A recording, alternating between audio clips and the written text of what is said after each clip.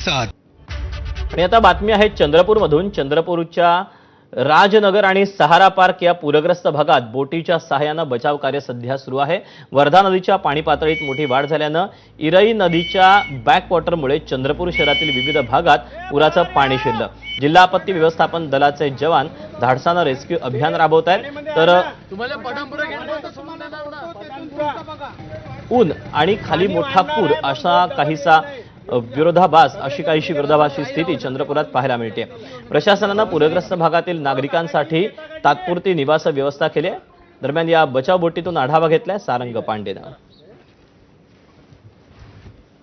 अतिशय कडक ऊन पडलेलं आहे, पावसाचा एक थेंब नाही, मात्र तरीही चंद्रपूर शहराला पुराचा वेढा पडलाय।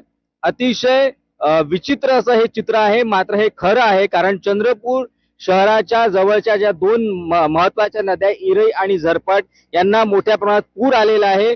कारण गेल्या 2 दिवसांमध्ये यवतमाळ, वर्धा आणि अमरावती या 3 जिल्ह्यांमध्ये जो मुसळधार पाऊस झाला, या सर्व जिल्ह्याचं पाणी चंद्रपूर शहरामध्ये शिरायला सुरुवात झाली आहे। कारण हे पाणी वर्धा नदीत आलं आणि वर्धा नदीमुळे इरई आणि झरपट या 2 नद्यांना पूर आलं आणि या पुराचा तडाखा आता चंद्रपूर शहराला बसला आहे।